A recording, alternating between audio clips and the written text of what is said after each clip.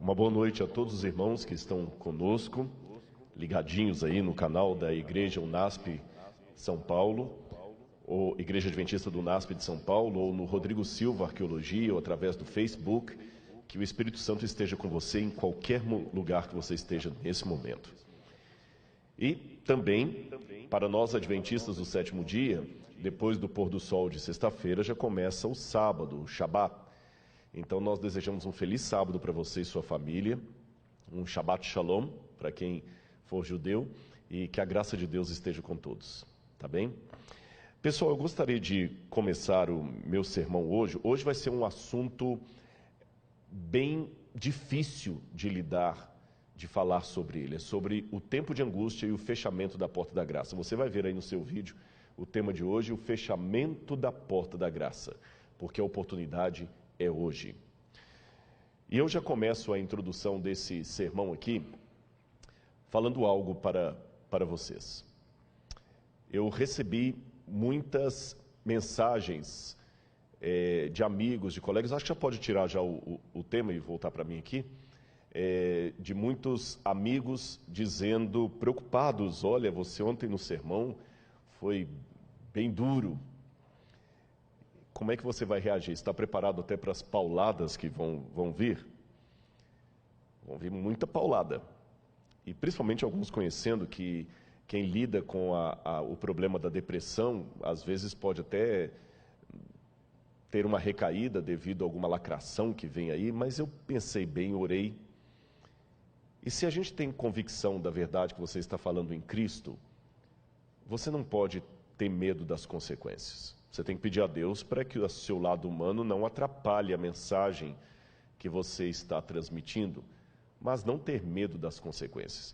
É interessante que a escritora Ellen White fala de um momento chamado de pequeno tempo de angústia, em que o remanescente fiel, ao pregar a mensagem e ver o resultado que essa mensagem trará de perseguição, de afronta, de tortura, de desentendimento, esse remanescente ficará angustiado e se questionará emocionalmente: será que nós não fomos duros demais na mensagem que nós transmitimos? Será que nós não apertamos demais? Talvez deveríamos ter sido um pouco menos duros.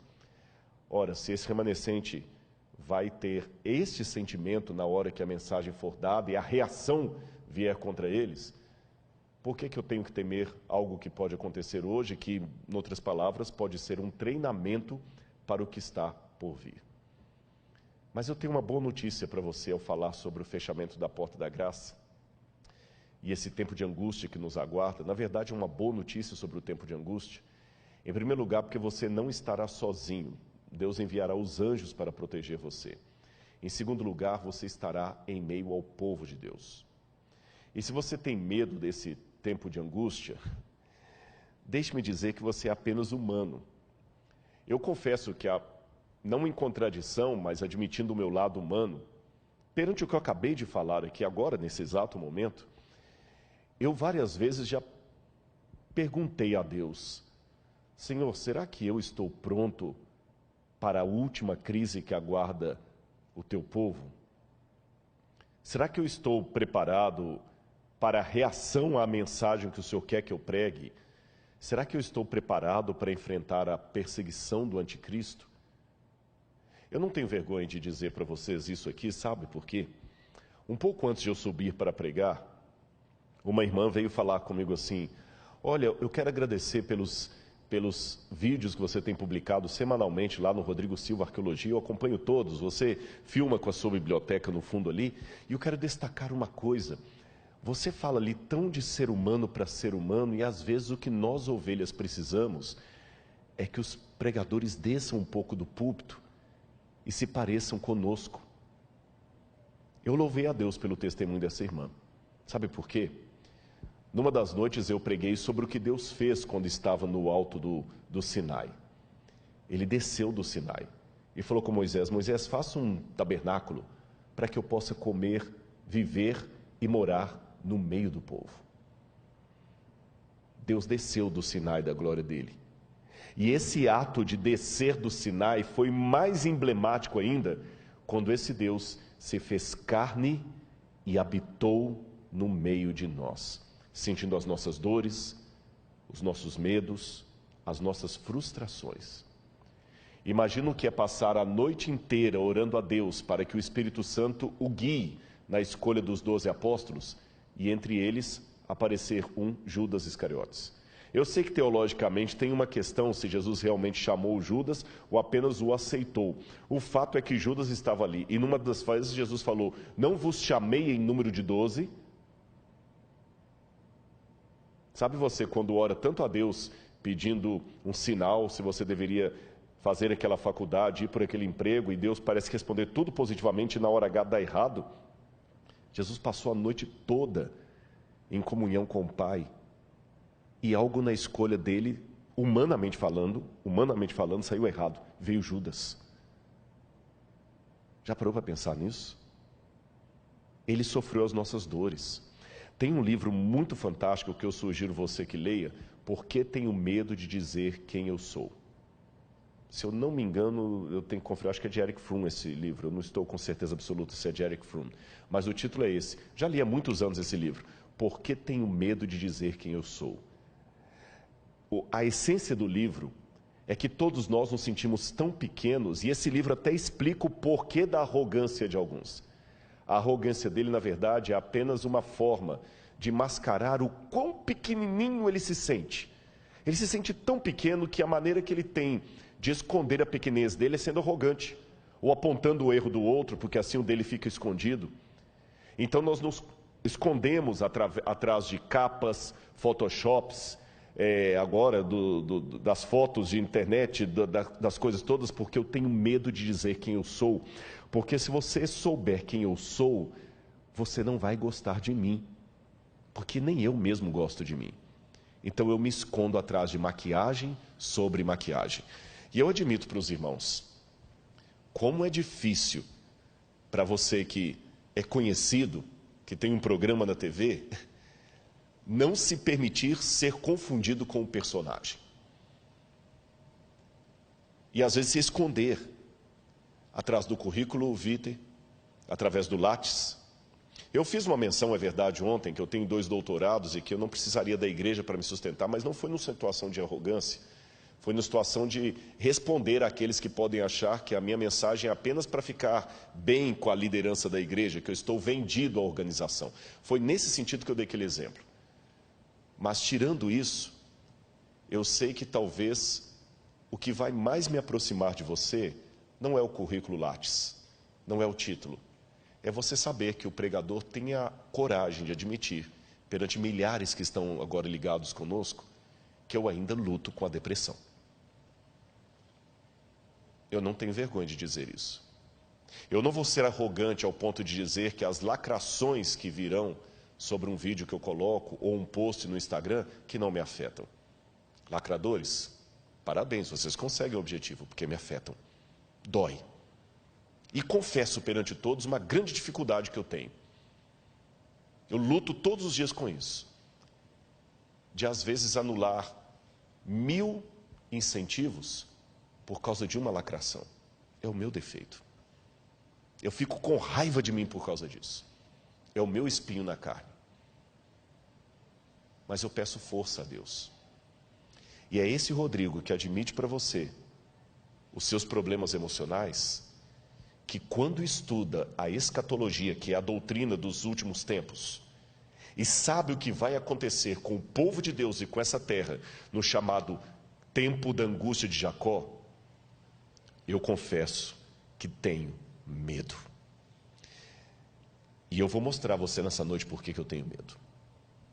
Eu vou mostrar textos que talvez vão arrepiar você. Mas mesmo com medo, eu tenho uma palavra de conforto para dar para você e de esperança. E a minha mão trêmula para se unir à sua. Só para te dizer, você está com medo? O pregador também está. Mas se Jesus falou para ficarmos firmes nele, que ele vai cumprir a promessa, vamos ficar firmes com ele. Eu não estou aqui para apresentar para você a imagem de um super-herói. Eu estou aqui para apresentar a imagem de um pecador frágil como você, que quer ir para o céu. e que precisa dos irmãos. Eu preciso dos meus irmãos. É essa a essência. É por isso que eu defendo tanto essa igreja. Não é por questão de CNPJ, de comodismo, de politicamente correto. É porque são os meus irmãos. Ai de mim se não fossem os meus irmãos. Eu vou contar uma coisa para você. Eu pedi uma lista que não chegou até mim. Ao vivo é assim que se faz. Eu pedi a lista de todo mundo do marketing que está agora arrancando os cabelos aí para que tudo saia perfeito para você. Não tem aqui nenhum profissional de televisão pago. São voluntários da igreja que vão se revezando para fazer o corte. Quando eu entrei, um até brincou, olha, pastor, ela aqui vai fazer o corte de você, viu? Vai ficar tremendo agora na hora de fazer o corte. Os que cantam, ainda que tenham uma voz bonita, trabalhada, não são cantores profissionais no sentido que estão cobrando cachê para estar aqui. Não. Os câmeras que estão agora me filmando não são câmeras da Record TV, da Rede Globo, ou dos melhores cineastas de Hollywood ou do Netflix. São irmãos que aprendem a operar a câmera e estão aqui. Uma vez eu dei um estudo bíblico para um homem que hoje já faleceu e que ele era ateu quando eu comecei a estudar a Bíblia com ele e se converteu a Jesus durante os estudos. Estava se preparando para batizar, mas morreu antes que isso pudesse se realizar. O seu nome, Peter Garsten. Se você colocar na internet, você vai descobrir quem é. Um dos maiores iluminadores do Brasil. Tanto que quando ele morreu, saiu no Jornal Nacional, no Globo, a notícia: morreu o mago das luzes. Alemão. Quando ele veio estudar a Bíblia comigo, ateu, a primeira coisa que ele falou é o seguinte: eu quero um mapa e um atlas. Eu quero um atlas e uma linha cronológica da Bíblia. E falava muito de Schopenhauer. E uma vez que eu levei o Peter à igreja, eu tive duas situações interessantes com ele. Uma, quando eu levei a igreja pequenininha, lá em Areal, no Rio de Janeiro. Eu ia pregar e tinha uma irmã passando a lição de escola sabatina. Ele falou, ela é a pastora da igreja? Eu falei, não, uma irmã passando a lição. E tinha um outro cantando, é que ele é pastor? Não. Eu falei, o pastor não está aqui hoje, eu que vou pregar. Ele falou, mas todo mundo participando sem nenhum pastor? Eu falei, exatamente, na igreja adventista é assim, todo mundo participa. O púlpito é ocupado pela mulher, pelo juvenil, pelo homem, pelo adulto, pela criança, pelo idoso, pelo leigo. É lógico que numa igreja grande como esta aqui, é mais difícil ter oportunidade de púlpitos. Mas numa igreja local, quem se lembra durante a semana eu expliquei o que é distrital para os adventistas, o pastor cuida às vezes de 10, 15 igrejas, 12 igrejas, ele não é onipresente. Então quem cuida da igreja na ausência dele é um ancião, é um líder, tem escala de pregação. O meu primeiro sermão na igreja eu tinha 14 anos. E o Peter falou algo que nunca mais eu esqueci. Ele falou, vocês têm aqui a democracia da liturgia. Eu falei, é isto mesmo. Já que se fala tanto em inclusão hoje, quer maior inclusão do que esta? Quando o NASP tem um coral cantando aqui à frente, e o pastor Douglas sabe disso, porque não é o primeiro internato que ele trabalha, quando eu conheci ele trabalhava no outro NASP lá de Engenheiro Coelho. Depois de lá ele foi para outro canto, fez doutorado, foi para o sul do país, e voltou para São Paulo de novo, para ser diretor de escola. Quando você tem um coral bonito cantando aqui à frente, naquele coral tem o filho de um mega empresário riquíssimo e a filha de uma lavadeira, todo mundo cantando juntinho ali do mesmo jeito. No Desbravador, está lá o filho do empresário riquíssimo e o filho da lavadeira e o filho da pessoa que está até desempregado, todo mundo junto ali. Todo mundo participa. Não estou querendo enfeitar a realidade para você. Na igreja também tem problemas. E se eu estou falando para alguém que fala que não quer vir para a igreja, porque tem muita gente com defeitos aqui, venha, tem espaço para mais 2, 3, 4. Se você não quer vir porque tem gente hipócrita, venha, tem espaço para mais gente. Não enxergue a realidade com óculos cor-de-rosa. Tem problemas muito sérios aqui, isso é um hospital. Mas esse hospital também tem cura. E se você está assistindo alguém hoje aqui, eu sou um produto da Igreja Adventista do Sétimo Dia. Não tenho nenhum parente adventista. Paguei pesado um preço para vir para essa igreja, fui expulso de casa, humilhado, tive que dormir de favor na casa dos irmãos. E eu vou falar agora que essa igreja não presta. O que eu faço com o irmão que me deu abrigo quando a minha família me botou na rua? O que eu faço com aquela irmã que chegava todo dia lá com a pasta de dente? O que eu faço com aquela irmã piedosa, semi-analfabeta, que todo sábado está lá certinho na igreja e todo final do mês ela está dando o dízimo dela na igreja. Se eu falar que a igreja não presta, eu estou falando que aquela irmã não presta. Esse é o povo de Deus, e é contra esse povo de Deus que o diabo está se levantando. E uma grave crise aguarda o povo de Deus. E a lista que não veio é justamente todo mundo que está atuando, mas eu quero aqui prestar o meu agradecimento aos anônimos que limparam a igreja para que a gente estivesse aqui, que estão operando as câmeras, que colocaram as flores. Deus seja louvado pelos irmãos que Ele me deu. Deus seja louvado. Como eu falei, tem problemas? Tem. A igreja às vezes é como a Arca de Noé. O mau cheiro dos animais você só aguenta por causa do dilúvio que está lá fora. Mas ainda assim, é melhor dentro da arca. E quando eu digo animais, é bom eu dar uma olhadinha se não sou eu um dos mal cheirosos. Eu me olho no espelho. Eu já sei os problemas que eu trouxe e eu peço que Deus às vezes não me use como propaganda dele. Entendeu? Essa igreja será sacudida, porque o inimigo tem ódio da igreja. E é por isso que eu vou falar do tempo de angústia. Olha essa mensagem que eu quero colocar para você aqui. Você por acaso já ouviu falar no pecado contra o Espírito Santo? Eu acho interessante como é que alguns temas desapareceram do púlpito nos últimos tempos. Você ia fazer antes um JA, a pergunta dos jovens era: pastor, será que eu cometi o pecado contra o Espírito Santo? Um medo. Hoje eu não vejo essa pergunta mais, sumiu. Ninguém nem pergunta mais. O que é pecado contra o Espírito Santo? Parece que ninguém mais comete isso, não tem mais medo disso. Coloca de novo na tela o texto que eu quero ler para vocês. De acordo com a Bíblia e a realidade, chega um ponto na vida em que certas características estão até tal ponto implantadas em nosso caráter, que as situações novas só conseguirão arraigá-las ainda mais em nós. Esta é uma das nossas tragédias como seres humanos. Olha o que diz o livro de Ezequiel, capítulo 3, verso 23. Mas quando eu falar contigo, abrirei a tua boca e lhes dirás: assim diz o Senhor Deus, quem ouvir, ouça, e quem deixar de ouvir, deixe, porque eles são casa rebelde. O que a Bíblia está dizendo aqui? Se você sair do livro de Ezequiel e entrar no livro do Apocalipse, você verá um texto muito parecido. Continue o justo na prática da justiça e o injusto na prática da injustiça. Ou seja, o pecado contra o Espírito Santo é, em outras palavras, uma situação que a pessoa chega na vida de tal resistência à voz de Deus, que o Espírito Santo já não fala mais no seu coração. E quero dar uma notícia muito trágica para você nessa noite.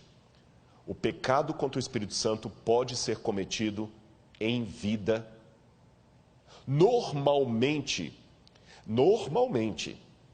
as pessoas só têm a sua situação definitivamente resolvida para a salvação ou a perdição quando ela morre. Porque a Bíblia fala: ao homem está ordenado morrer uma única vez, e depois disso, o juízo. Então, enquanto eu estou vivo, eu posso ganhar ou perder a minha salvação. Hoje eu estou em Cristo, mas eu posso amanhã apostatar e abandonar a Cristo. Ou alguém que hoje está apostatado pode reencontrar com Cristo. Agora, quando morre, acabou. Não tem mais o que fazer. Não tem mais o que fazer. Tanto é que, uma vez um jovem perguntou a um rabino em Israel: mestre, qual é o melhor dia para eu entregar a minha vida a Deus? Ele falou: o último dia antes da sua morte. Mas eu não sei quando eu vou morrer, então faça isso todo dia. Porque depois que morre não tem mais chance. Só que há alguns casos especiais que a pessoa consegue, infelizmente, selar o seu destino ainda em vida. Sabe que os especialistas em saúde mental falam de alguns psicopatas como sendo pessoas que perderam completamente o senso de moralidade, de arrependimento. Ele já não tem mais arrependimento, ele não tem mais crise de consciência, ele não tem nem remorso. Para ele, matar uma criança depois e esquartejá-la é tão comum como para você escovar os dentes. Você não fica com crise de consciência porque escovou os dentes. Para um psicopata é a mesma coisa. Eu não sou especialista em saúde mental, mas do ponto de vista teológico, eu posso dizer que algumas pessoas conseguem atingir no plano espiritual uma situação de psicopatia espiritual. Nem eu, nem você podemos legislar e falar, é aquele ali, é aquele, nós não sabemos. Mas, infelizmente, há algumas pessoas que o Espírito Santo já não atua mais nelas em vida. Judas Iscariotes é um exemplo desse. Judas Iscariotes é um exemplo desse. Jesus lutou com ele até na quinta-feira da Santa Ceia, ali. Mas quando ele saiu, ele já saiu tomado pelo diabo de tal maneira que já não tinha mais retorno. Há outros casos também que o Senhor rejeitou e aquela pessoa não teve mais retorno. Mas note, o pecado contra o Espírito Santo não é um ato que vem da parte de Deus, ele é unilateral. É uma rejeição a tal ponto da pessoa que a voz do Espírito não é mais ouvida. Agora, o que o livro do Ezequiel e o livro do Apocalipse me diz é que chegará uma época na terra em que a rejeição, o pecado contra o Espírito Santo, será de maneira tão globalizante que as pessoas já estarão com o seu destino selado em vida. Aquilo que hoje acontece de maneira esporádica na vida de um Judas, na vida de um Saul, acontecerá depois do fechamento da porta da graça de maneira coletiva. A humanidade, com exceção do remanescente fiel, estará completamente entregue a Satanás. Eles já não terão mais arrependimento dos seus atos. Serão como psicopatas espirituais. Aquele poder do Espírito Santo que ainda refreia os meus gostos, a minha vontade, não atuará mais. E eu vou descrever nessa noite como é que isso pode acontecer a partir da Bíblia e de alguns autores fora da Bíblia. Vamos ver aqui um texto que fala desse tempo de angústia. É possível rejeitar definitivamente a oferta de Cristo porque somos incapazes de aceitá-la. Um dia faremos isto, está com um erro ali. É possível rejeitar definitivamente a oferta de Cristo porque somos capazes, tá certo, de rejeitá-la. Um dia faremos isto, espero que não nós, de modo definitivo. Olha o livro de Daniel, capítulo 12, versos 9 a 10, que diz: vai, Daniel, porque essas palavras estão fechadas e seladas até o tempo do fim. Muitos serão purificados e embranquecidos e provados, mas os ímpios procederão impiamente, e nenhum dos ímpios entenderá, mas os sábios entenderão. O Apocalipse fala praticamente a mesma coisa no capítulo 22, versos 10 a 12. Então me disse ele: não seles a palavra da profecia desse livro, pois o tempo está próximo. Continue o injusto a praticar a injustiça. Continue o imundo na imundícia. Continue o justo a praticar a justiça e continue o santo a santificar-se. Eis que venho em breve. Você percebeu a mensagem da Bíblia? Chegará um tempo em que as pessoas estarão de tal maneira numa posição de rejeição à graça de Deus que o Espírito Santo não vai mais conseguir falar ao seu coração. A Bíblia profetizou isso. É uma rejeição de tal maneira que não tem mais o que ser feito por essas pessoas. Isso é chamado na Bíblia de o tempo de angústia. Olha aí na sua tela. O tempo de angústia, segundo a Bíblia Sagrada, é uma época em que a humanidade rejeitará de maneira coletiva e definitiva o Espírito Santo de Deus. Quero que você leia comigo agora o texto de Jeremias, capítulo 30, versos 5 a 7. Jeremias, capítulo 30, versículos 5 a 7. Preste atenção no que diz a palavra de Deus. Assim diz o Senhor: ouvimos uma voz de terror, um grito de medo e não de paz. Perguntem e vejam se um homem pode dar à luz a uma criança. Por que então vejo esses homens todos com as mãos na cintura, como se fossem uma mulher que está dando à luz? Por que se tornaram pálidos todos os rostos? Ah, que grande é aquele dia, e não há outro semelhante. É o tempo de angústia para Jacó, mas ele será salvo dela. É interessante que essa imagem, primeiro no hebraico aqui é um pouco dúbio, quando fala assim, Assim diz o Senhor, ouvimos um grito de terror, dá a entender o Senhor falando, ou ele, o profeta, ou o profeta e outros. Pessoas gritando, homens pelas ruas, como se fossem mulheres, parindo, num parto bem complicado. É interessante que essa imagem de uma mulher dando à luz a criança sempre é emblemática para falar do fim dos tempos. A mulher de Apocalipse 12, ela está gritando com dores de parto para dar à luz. Quando Jesus fala, quando vides acontecer essas coisas, são o princípio das dores, das contrações, dores de parto. E o profeta diz, é o tempo de angústia de Jacó, mas ele será livre dela. Então note que é uma angústia que abala todo mundo, abala as pessoas que estão contra Deus e abala também aqueles que estão do lado de Deus. É uma angústia para os dois lados.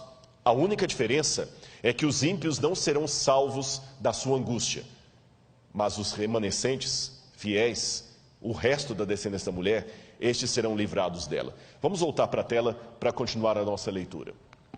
A primeira coisa que nós temos que perguntar é: que tipo de religião nós temos com Deus? De submissão ou de luta? Se há luta, como Deus luta? Um Deus que luta e prepara para a guerra, como é isso? Eu quero explicar para você como é que funciona tudo isso aí. Se você pegar assim ao pé da letra, o que significa a palavra Islã, por exemplo? Islã, em árabe, significa submissão a Alá, submissão a Deus. Um significado de nome bonito. Quando a pessoa fala, eu sou um islâmico, eu sou um muçulmano, ele está dizendo, eu me submeto a Alá, eu me submeto ao meu Deus. Agora vamos pegar a raiz do cristianismo. Nós somos descendentes espirituais do judaísmo, que por sua vez vem de Israel. E o que significa Israel? Israel é uma composição de 3 palavras hebraicas, Ish, que é homem, Ra, que é luta, briga, El, que é Deus. Israel, o homem que briga com Deus. Olha, se falar por beleza, sonoridade do significado, é muito mais bonito dizer que você pertence ao Islã do que a Israel. Troque a palavra pelo significado. Qual a sua religião? Eu sou da religião dos que se submetem a Deus. E você? Eu sou da religião dos que brigam com Deus e prevalecem. Parece que Islã é mais bonito. Por que a Bíblia revela não o Deus apenas que submete, subjuga, mas o Deus que luta? É simples, por várias razões. Em primeiro lugar, Deus nos quer de maneira voluntária e não de maneira forçada. Por isso que Ele luta conosco, porque sabe que nós resistimos. E às vezes para o nosso bem Ele tem que nos segurar. Você já viu uma situação de uma criança tendo que tomar uma injeção dolorida, bezetacil, e como o pai tem que segurá-la? E quando o pai segura aquela criança, o que acontece? Ela se debate com o pai. Mas por amá-la, o que ele faz? Ele luta com ela, ele segura, por amor. Quando uma criança, às vezes o avião está para aterrissar e ela não quer ficar na cadeira quieta, quantas vezes a mãe tem que segurar a criança aqui, porque está com turbulência, para o bem dela, ela resiste.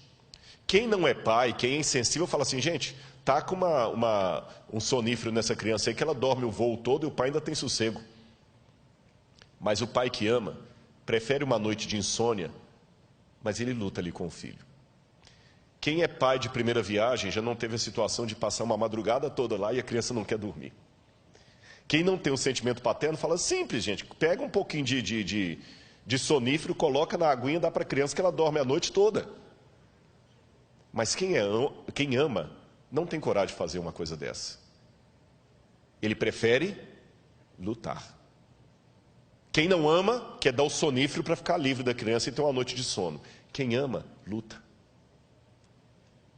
E ele luta com a criança ali que não quer dormir. Ele luta com a criança que não quer ficar na cadeira. Ele luta com a criança que não quer tomar injeção. É assim que Deus luta conosco. Mas tem mais um outro motivo por que Deus luta conosco. Primeiro, já falei, nós somos voluntariosos, nós não queremos a injeção da cura. Nós não queremos ficar quieto na lei de Deus. Nós não queremos dormir à noite. Mas além de lutar conosco, como uma mãe ou um pai luta com seu filho, Deus também luta porque Ele sabe que nós estamos enfrentando o grande conflito entre as forças do bem e do mal. E como você treina um soldado para o conflito? Jogando baralho com ele? Como um soldado é treinado? Não sei se eu estou falando para alguém que teve vida militar. Você joga o camarada dentro de uma barraca e taca gás lacrimogêneo lá dentro. É como aquele filme lá do BOPE, né? Pede para sair. Por quê? Porque na guerra não pode ter frescura. Na guerra não pode ter, eu não como esse pão. Na guerra você sobrevive do jeito que estiver, ou você vai morrer. Não dá para ficar desesperado. Você tem que ser frio. E a melhor maneira de treinar alguém para uma guerra é colocando-o em situação de guerra. Como é que se treina um lutador de boxe para ganhar um campeonato de boxe? É lutando com ele, é dando pancada na cabeça dele, para ele aguentar a pancada do adversário. Então, meu irmão, você está ganhando pancada atrás de pancada, Deus está treinando você para o grande conflito. Eu vou contar uma historinha para você. Infantil. Mas se Jesus contou historinhas infantis, como as parábolas, que se tornaram teses de doutorado, que a parábola é infantil. Uma mulher tinha 10 moedinhas, perdeu uma moeda, encontrou, varreu a casa, encontrou e foi comemorar com as amigas. Quer historinha mais infantil do que essa? Essa história chega a ser mais simplória do que as fábulas de La Fontaine. Mas na simplicidade da parábola infantil de Jesus, que riqueza de detalhe.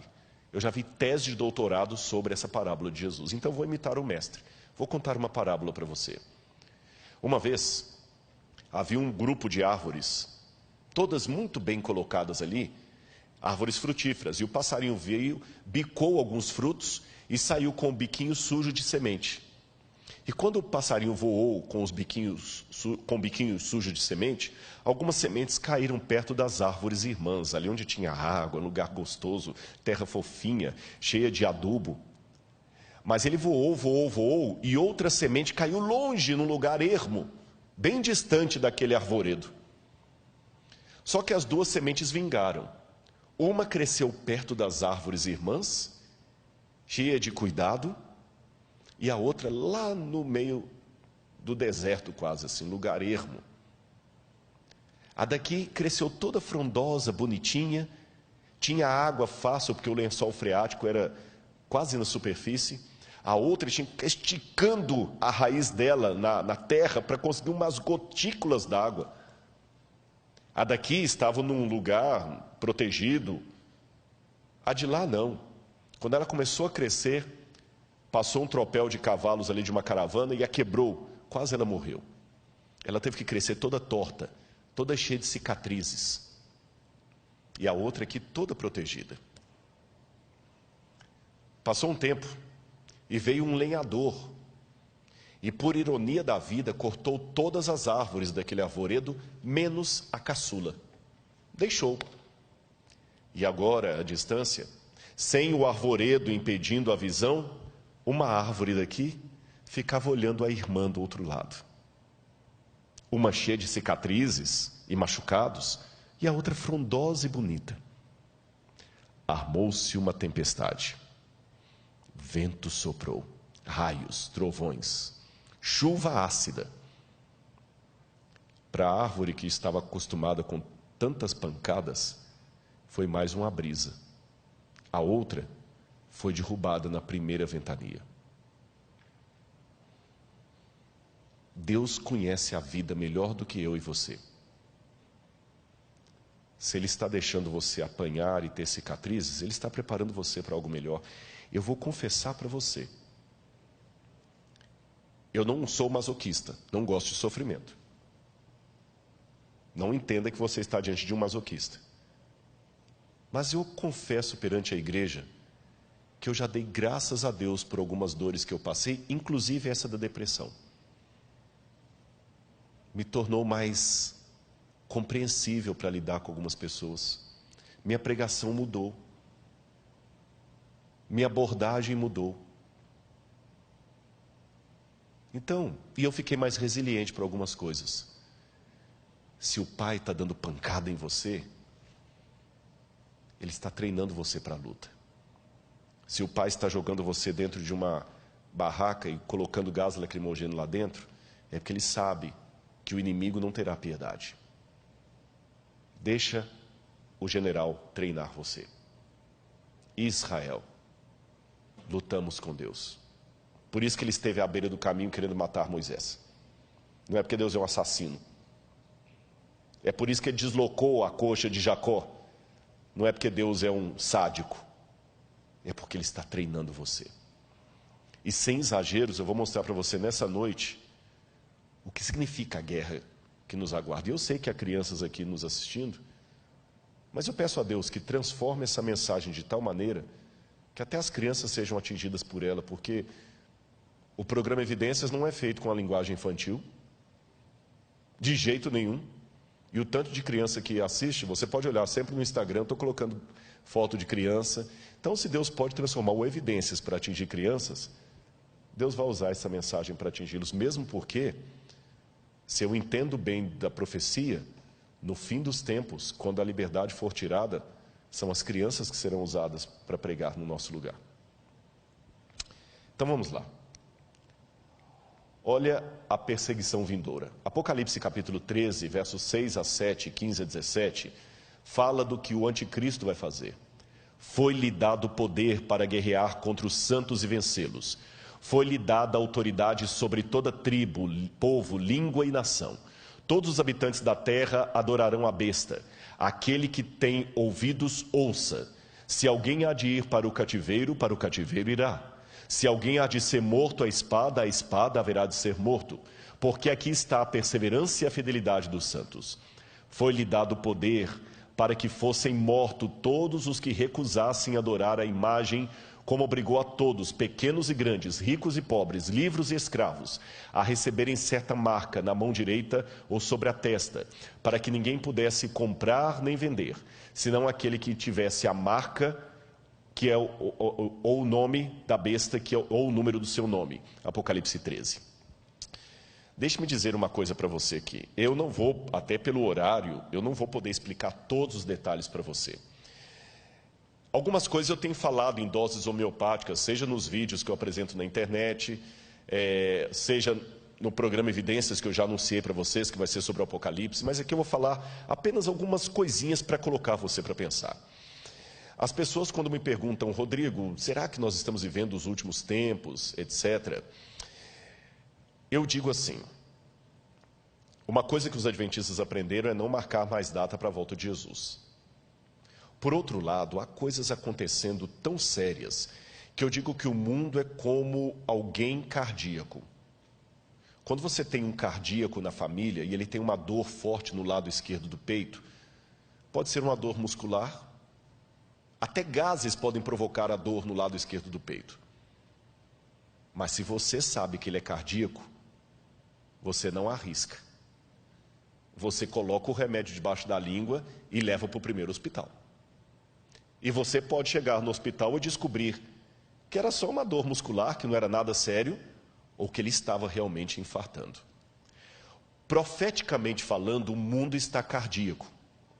E no exato momento que eu estou falando com você, eu estou vendo dores muito fortes no lado esquerdo do peito. Já houve outras na história que eram apenas dores musculares. Essa também pode ser muscular. Pode ser que eu esteja falando isso aqui para você e as crianças que estão aqui me assistindo, amanhã subam ao púlpito e eu já esteja velhinho também assim, com dificuldade até de locomover, e Jesus não voltou. Pode ser. Mas usando a ilustração que eu acabei de mencionar, também é provável que possa ser um infarto escatológico do planeta Terra. Na dúvida, vale o mesmo procedimento. Não vou arriscar. Eu ouvi uma frase essa semana que teria sido citada por um grande teólogo nos Estados Unidos, do pastor Elias Brasil, e quem me disse essa frase foi o pastor Gilson, que o pastor Elias Brasil teria mencionado, olha, que ele perguntou para todos, vários teólogos, você acha que nós estamos vivendo os últimos tempos? E o doutor Elias Brasil, que é um intelectual de primeiro calibre, que não é de falar coisas apenas assim por achismo, ele teria dito mais ou menos assim. Se eu não citar exatamente, eu vou parafrasear. Amigo Gilson, eu acho que nós já estamos agora por conta do relógio de Deus, porque pela profecia, o tempo já foi.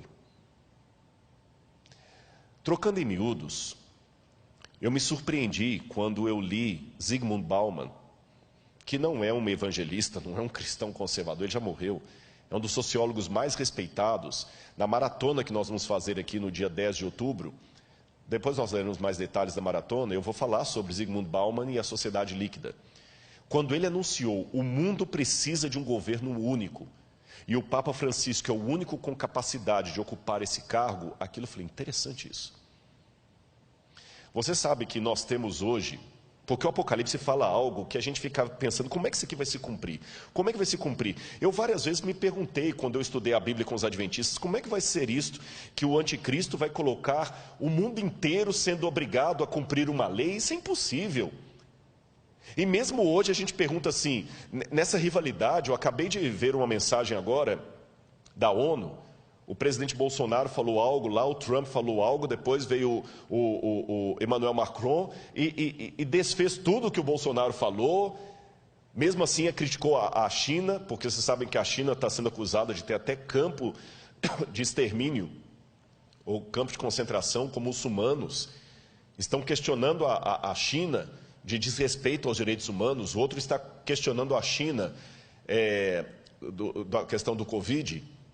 Aí o Irã está de relações cortadas com os Estados Unidos. Eu estive no Irã no ano passado e achei interessante que em Teherã eu não podia usar cartão de crédito, porque não tinha, ele não trabalha com cartão de crédito internacional.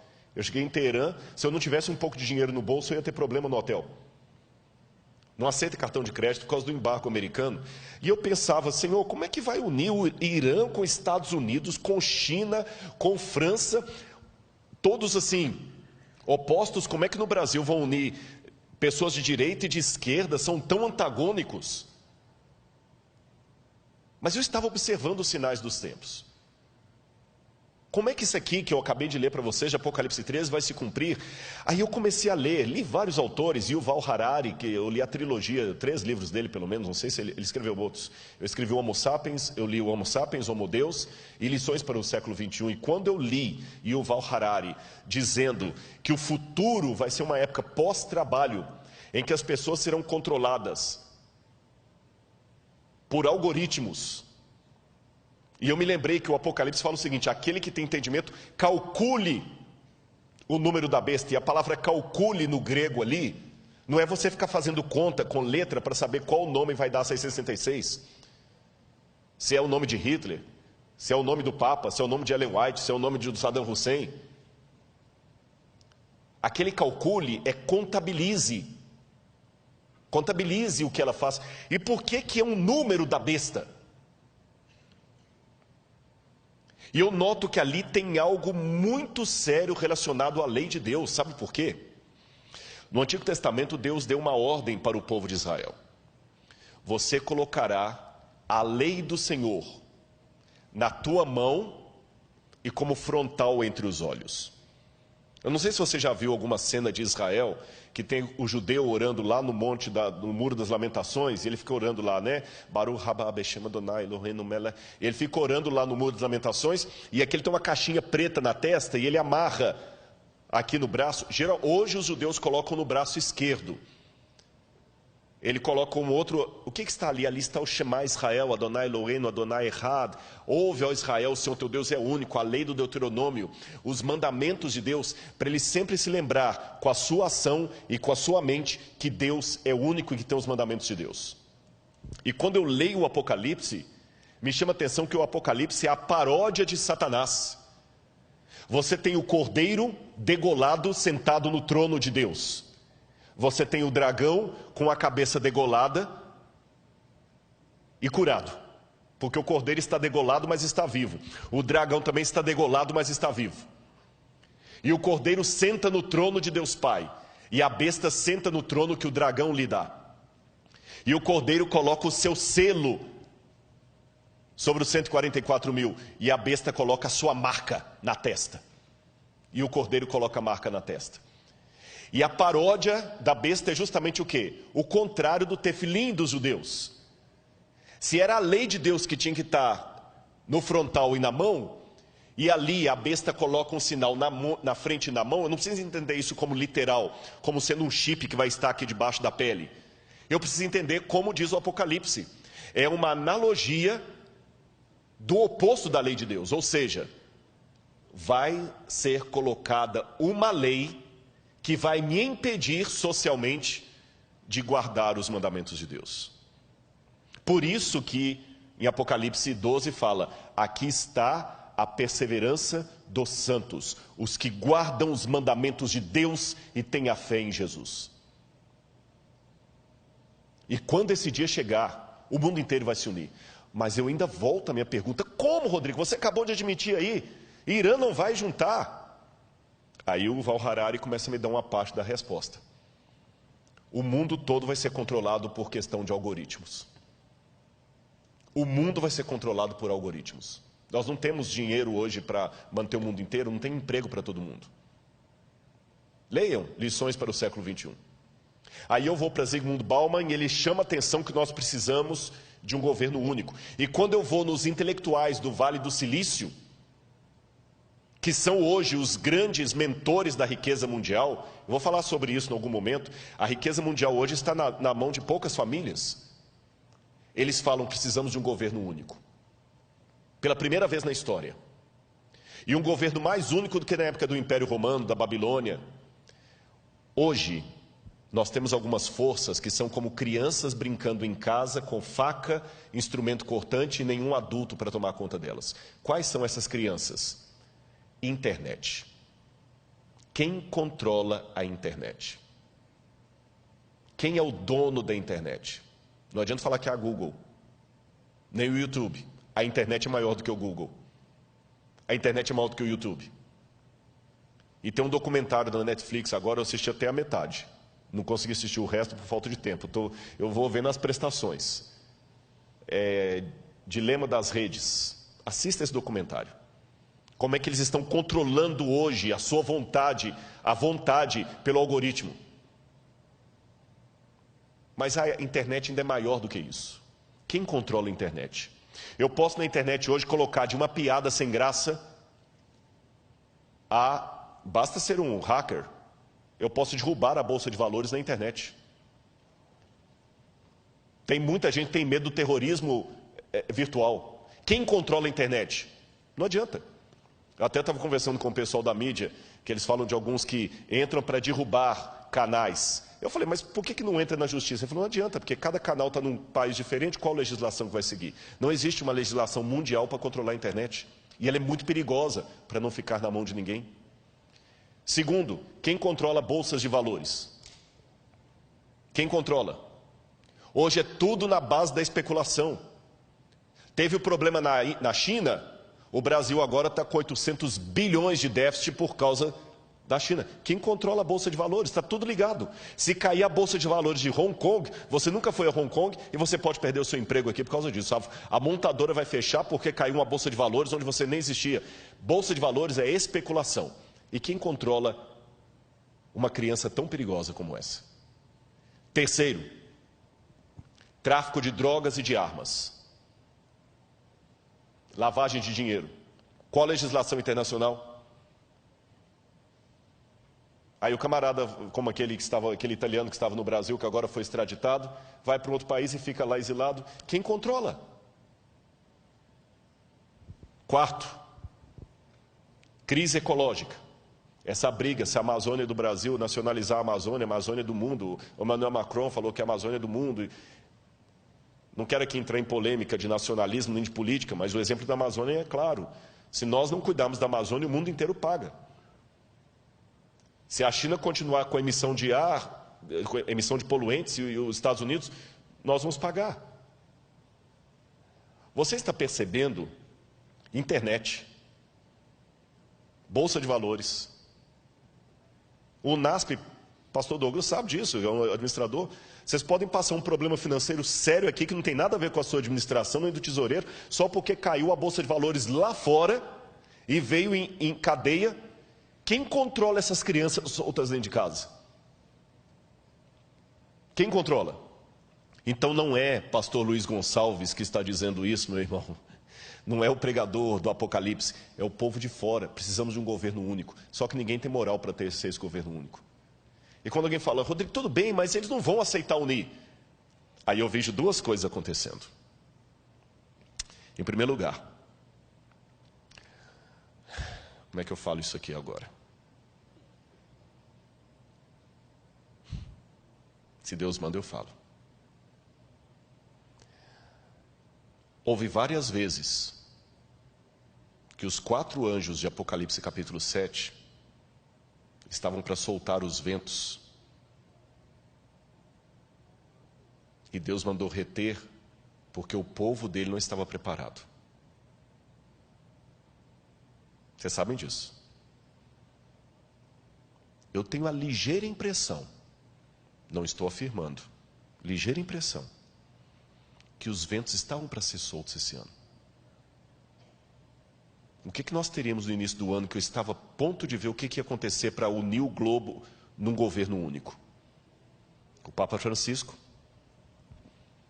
estava reunindo líderes do mundo inteiro para propor uma nova agenda, que cobrisse a questão ecológica, a questão da economia, a questão da família, e todo mundo estava para mandar representantes no mês de março. E coladinho nisto, fazendo parte do mesmo projeto, o 5G. Que quem entende de internet sabe melhor do que eu o que significaria o 5G no mundo. O 5G vai ser mais do que o advento da internet. O mundo seria outro. E na hora que essas duas coisas estavam para transformar o mundo, Covid. Parou tudo. Estou perguntando, não estou afirmando. Estou pensando com os meus botões. Será que Deus falou assim, eu vou permitir esse vírus para parar o mundo, porque o povo de Deus ainda está dormindo demais? E nós ainda estamos parados aqui esperando? Eu fiz teologia. E fui professor de alguns pastores que estão aqui. Mas eu falava com eles em sala de aula, que por melhor que a gente tentasse prepará-los, eu nunca ia conseguir preparar você para expulsar um demônio, para dar uma notícia de morte. E eu odeio isso. É um osso do ofício. Eu não quero ficar orando por pessoas que estão doentes, não é porque eu não me simpatizo por elas, é justamente por me simpatizar com elas, que eu não gostaria que ninguém mais estivesse doendo, sofrendo, vocês entenderam? Não é com prazer que eu atendo uma oração. Rodrigo, você pode orar por minha mãe, ela recebeu o diagnóstico, agora está com Covid, está entubada. Não é com prazer que eu faço aquela oração. Há orações que eu faço com prazer, há orações que eu faço por necessidade. Essa é de necessidade. Eu não quero mais orar por ninguém no hospital. Eu não quero mais ter que apelar para alguém voltar para o povo de Deus. E até quando Deus vai reter os 4 ventos? E Deus, na sua sabedoria, fez 2 coisas, na minha humilde opinião. Ele retardou os planos do 5G, retardou a união global do Papa, e mostrou para você que ainda está incrédulo, que o mundo pode, a despeito das diferenças políticas, se unir em torno de um mesmo propósito. Seja de esquerda ou de direita, está todo mundo usando máscara. Seja a França ou o Irã, está usando máscara. Seja Israel ou a Arábia Saudita, estão usando máscara. O Covid parou o mundo. Parou o mundo. Um decreto mundial pode parar o mundo. É isso que o Apocalipse falou que vai acontecer. Eles estão pedindo um governo, agora fala-se localização, não é mais globalização. Como eu disse, eu posso estar equivocado, e daqui a 30 anos alguém usar esse sermão e falar, Rodrigo Silva, 30 anos atrás achando que Jesus ia estar perto de voltar, mas pode ser que eu não esteja equivocado. Volto à ilustração do homem infartado, com dores no peito. Na dúvida, se eu tenho alguém que tem problema cardíaco, eu levo para o hospital. E eu tenho certeza que qualquer médico vai falar, nota 10, é isso mesmo. Leve para o primeiro, deixe o médico diagnosticar. Você não brinque. Como eu não sou especialista em história mundial, eu não brinco, eu corro. Mesmo porque a volta de Jesus para mim não deve ser só uma doutrina, tem que ser um desejo. Agora, como é que eu posso entender o tempo de Augusto? Alguns teólogos pensam que seria o sofrimento de Israel no ano 70, eu não acredito assim. Outros pensam que seriam os sofrimentos da igreja ao longo das eras. Outros pensam que seria uma metáfora que nunca se tornará histórica, os idealistas. Outros, eu estou entre eles, pensam que será um caos mundial no governo do anticristo.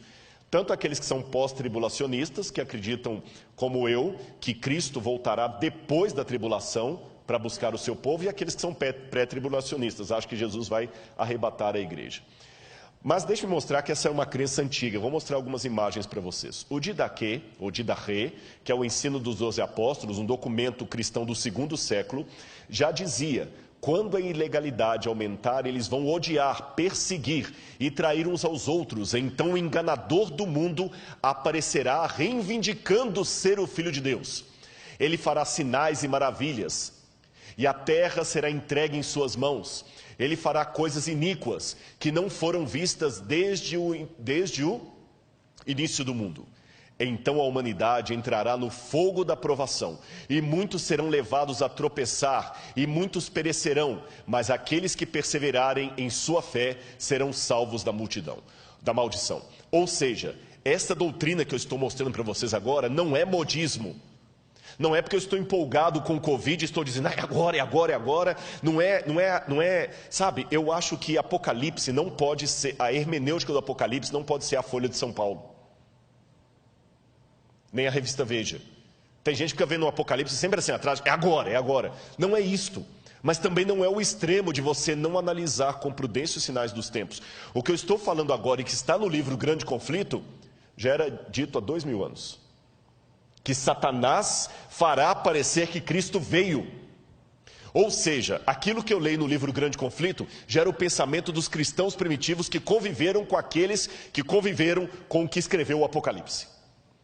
Não foi uma coisa inventada pelos protestantes do século XIX em diante, ou dos adventistas, ou whenever. Eu quero mostrar outra passagem para você. Se você pensa que é só adventista que pensa assim, você vai se surpreender. Veja isso aqui.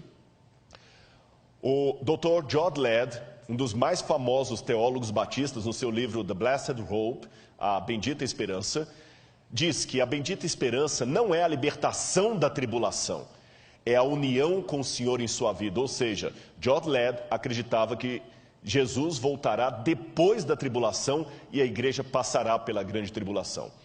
Os irmãos católicos que estão comigo ligados nessa noite, olha o que diz o catecismo da Igreja Católica, nos parágrafos 675 e 677. Vou ler o catecismo da Igreja Católica.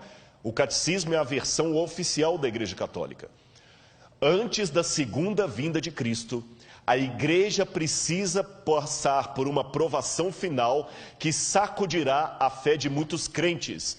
A perseguição que acompanha a sua peregrinação na terra revelará o mistério da iniquidade na forma de um engano religioso que é o anticristo, um pseudo-messianismo pelo qual o homem se glorifica a si mesmo no lugar de Deus e de seu Messias que veio em carne. Noutras palavras, o catecismo também me ensina que haverá um tempo de angústia, um anticristo que vai enganar ao mundo e perseguir a igreja. Está no catecismo.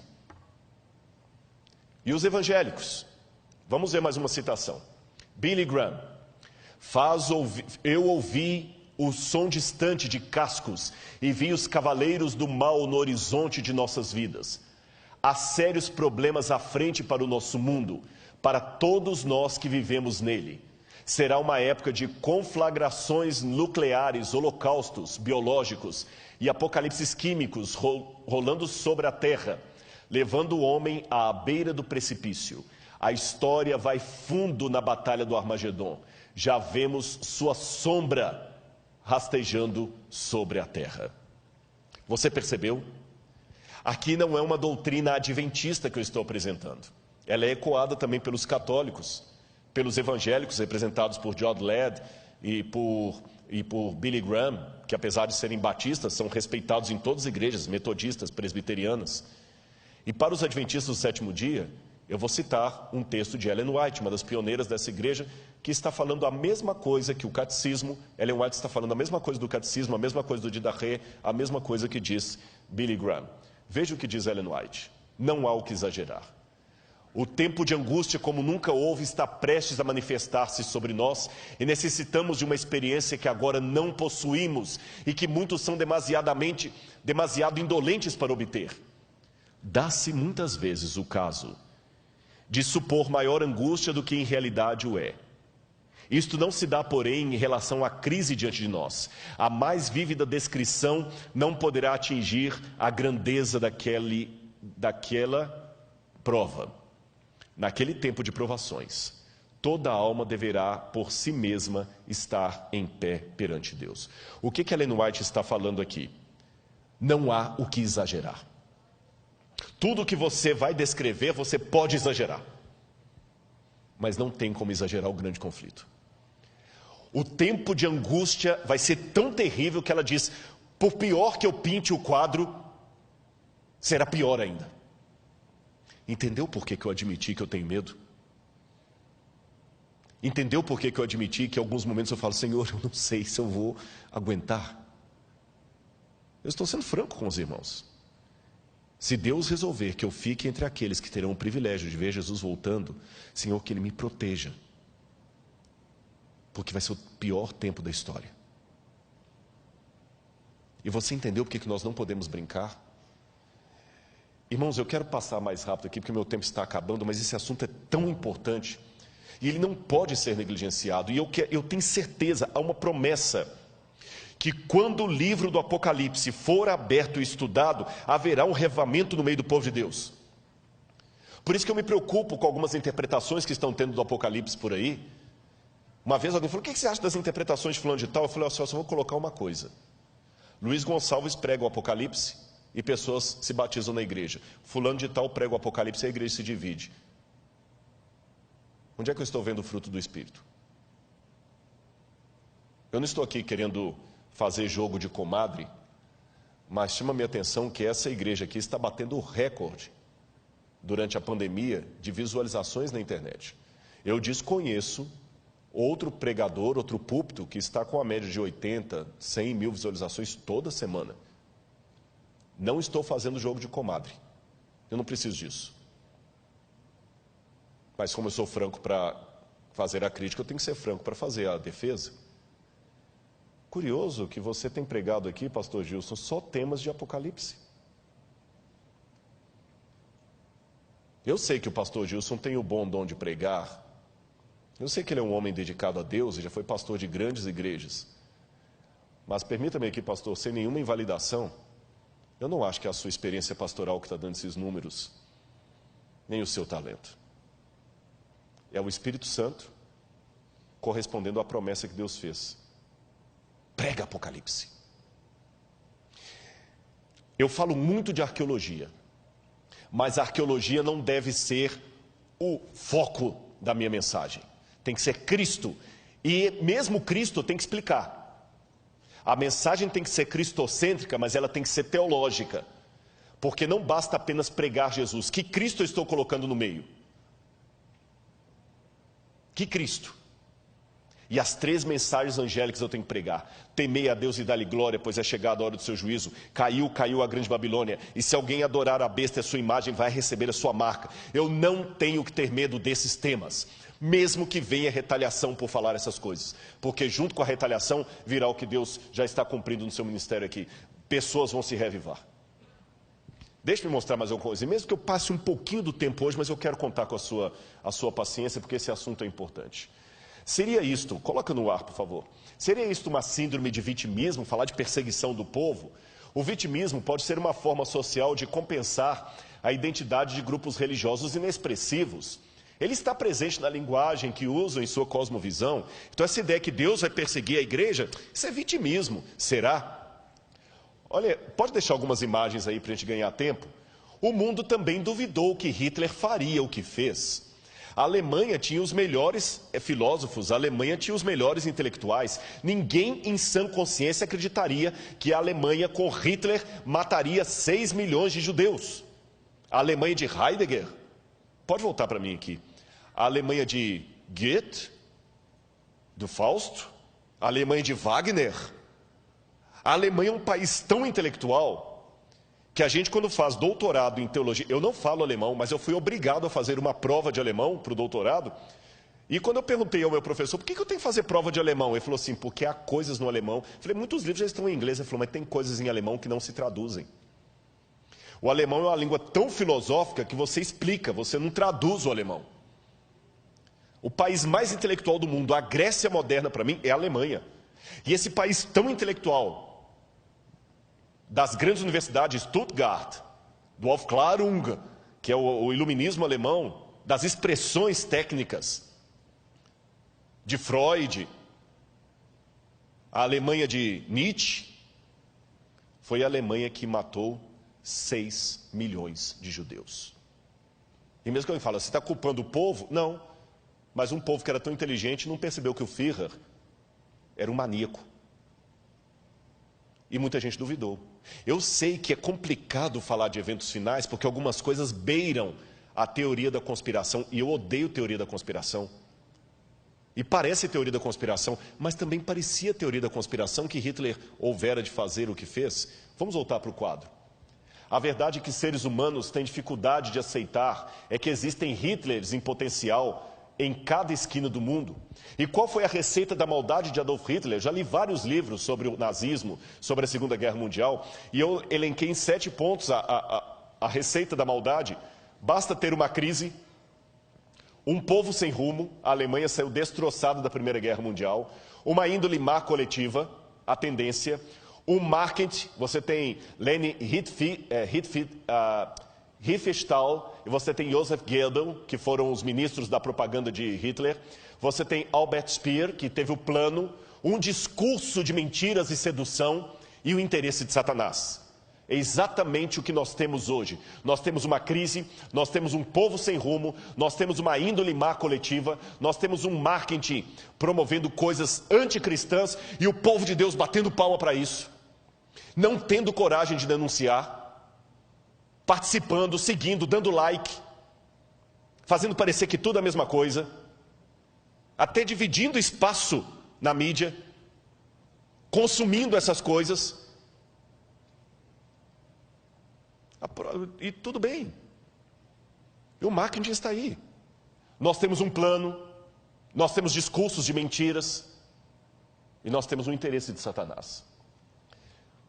Thomas Malthus, em 1798, o ano que marca o tempo do fim, ele fez uma profecia catastrófica, que o mundo ia entrar numa situação de fome, porque enquanto a população crescia em sentido geométrico, a produção de alimentos era em sentido aritmético, então teria mais gente do que comida, seria uma catástrofe. Hoje, inclusive, Thomas Malthus influenciou a teoria da evolução das espécies de Charles Darwin.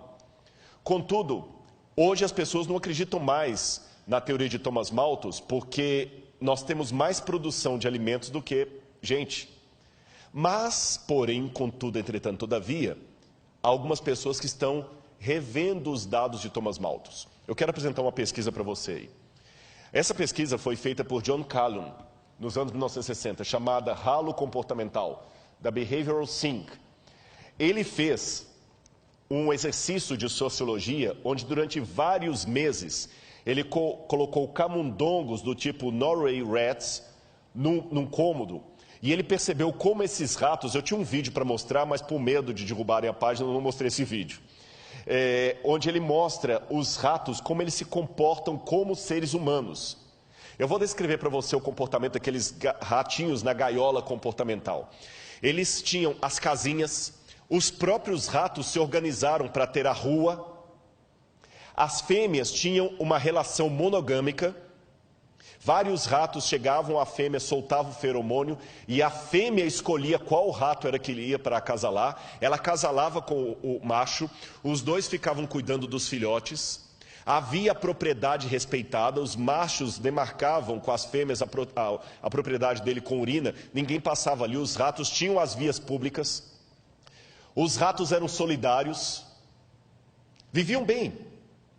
Aí o que começou a acontecer? Com o tempo eles começaram a diminuir, não a quantidade de comida, mas o local onde a comida era acessível. Só num cantinho que tinha comida. E passou para os ratos a impressão que a comida estava ficando escassa. Meus irmãos, John Calhoun começou a perceber paulatinamente a mudança de comportamento progressiva dos ratos. Como é que eles foram ficando mais agressivos uns com os outros, mais agressivos. A ponto que os ratos agora já não começavam mais a respeitar as vias públicas, começavam a invadir propriedade privada. Agora as fêmeas não eram mais respeitadas na época em que ela estava no cio. 4, 5 ratos atacavam uma mesma fêmea fora do cio, copulavam com ela, vários ratos, e depois a matavam. A violência começou a estar ali, e alguns ratos começaram a se organizar em verdadeiras gangues. E começaram a matar uns aos outros, e começou a diminuir a população, porque os ratos iam ficando cada vez mais agressivos e mudando o comportamento deles. E começaram a fazer coletivos de ratos, que começaram a morar agora em lugares tipo um apartamento. E os ratos dominantes ficavam no topo e obrigavam os outros ratos a irem levar comida para eles e batiam nos outros ratos e começavam a descer em gangues. Olha a descrição da pesquisa de John Calhoun nos últimos dias. Ele começou a registrar que entre os machos havia 4 tipos de personalidade que começavam a ficar cada vez mais acentuadas. Haviam os machos dominantes, também chamados de bonitos, altamente agressivos. Havia machos homossexuais, insinuavam-se a membros do mesmo sexo, ou fêmeas estéreis, que eram atacadas pelos dominantes. E antes que alguém ache que é homofobia o que eu estou falando, não é homofobia não, meu amigo. Eu só estou repetindo o dado de uma pesquisa científica que foi apresentada. Não havia esse comportamento antes da crise. Agora começavam machos se insinuando sexualmente para machos. Tá certo? Não estou falando agora que o homossexual é uma distorção, que é uma doença, não estou falando nisso, eu estou apenas descrevendo o que aconteceu. Está ali nos dados. Pegue o artigo científico. Eu coloquei até a foto do artigo científico, é só isso que eu estou falando. E não havia esse comportamento antes. E essa situação de machos se insinuarem para machos começou a ficar cada vez mais comum. A situação de machos agredindo fêmeas e até matando-a começou a ficar mais comum. É isso que eu estou acentuando. Outro detalhe, vamos voltar para a tela. Havia os passivos que começavam a mover como zumbis entre a população, completamente apáticos. Havia os sondadores, hiperativos, hipersensuais, bissexuais e canibais. E as interações sociais dos ratos tornaram-se cada vez mais de curta duração. Os instintos de cortejo sexual e parentesco desapareceram. E quando John Calhoun, que não era um evangelista, não era um teólogo, não era um pastor, ele terminou de fazer essa pesquisa, a primeira pergunta que todos fizeram é: será que o que aconteceu no laboratório com os ratos pode acontecer com a humanidade se a previsão malthusiana de Thomas Malthus vier à tona? Será que nós vamos ficar assim? Será que isto poderia acontecer conosco? Calhoun continuou seus estudos por muitos anos. No entanto, a publicação de 62 colocou o conceito em domínio público. E assim ele tomou espaço na cultura popular como uma analogia do comportamento humano. Ele acabou se aposentando do Instituto Nacional de Saúde Mental em 1984, mas continuou a trabalhar em suas pesquisas até sua morte em 1995. E hoje nós vivemos o que é chamado de neo-malthusiano. Por quê? O mundo hoje está passando, pode colocar em mim aqui, uma situação muito análoga à daqueles ratos. Nós ainda temos quantidade de comida em grande escala, mas como na experiência, elas estão concentradas em poucos pontos do planeta. E o resultado, olha aí na sua tela. A cada 4 segundos, uma pessoa morre no mundo por fome. A cada 4 segundos, mais de 1 bilhão de pessoas, 18% da população mundial, não tem acesso à quantidade mínima de água para o consumo. Entre 100 pessoas, uma estaria morrendo de fome, 15 estariam desnutridas e 21 com excesso de peso, segundo uma pesquisa feita por Fritz Erickson, da Ferris State University. Enquanto isso, no chamado mundo de Deus, novos estudos observam que, apesar dos progressos das últimas décadas, cerca de 800 milhões de pessoas não têm simplesmente o que comer. No total, seriam necessários 267 bilhões de dólares por ano para acabar com a fome no mundo, por vários anos. Se você quiser acabar com a fome de uma vez só, quiser acabar com os problemas de saneamento, saúde e outros mais, eu precisaria de 1,2 trilhão de dólares por ano para acabar com a fome e com os problemas de desigualdades. Onde eu conseguiria 1,2 trilhão de dólares no mundo? Pode continuar com a tela. Onde nós conseguiríamos tanto dinheiro? Talvez aqui esteja o ralo social humano. Segundo dados da ONU, o tráfico de drogas, não o seu combate, o tráfico de drogas movimenta 300 bilhões por ano. A prostituição é o segundo maior negócio do mundo, com cerca de 108 bilhões por ano. Volta para mim. O tráfico de drogas movimenta 300 bilhões por ano. Você pode falar, tá, mas eu não participo do tráfico de drogas. Você não participa do tráfico de drogas, mas fica enaltecendo aquele jogador que é usuário costumado de drogas e não vê problema em que seu filho consuma os discos, ou o youtuber que é usuário de drogas e fica defendendo liberação da maconha. Esse youtuber também está ajudando, está contribuindo com os 300 bilhões de dólares que é gasto só com tráfico de drogas. Não pense no tráfico de drogas só no rei do morro, que está ali, no chefe do narcotráfico. Há tráfico de drogas correndo à torta e à direita, com um monte de pessoas midiáticas que defendem isso na mídia. Filmes, que olham como tudo sendo normal. Está na hora dos irmãos voltarem a ser um pouco mais conservadores. Filmes como, até esqueci o nome, aquele de motoristas que ficam dirigindo para cima e para baixo. Velozes e Furiosos. Isso não é filme para cristão assistir. E não sejamos hipócritas, não é entretenimento, isso mexe com você.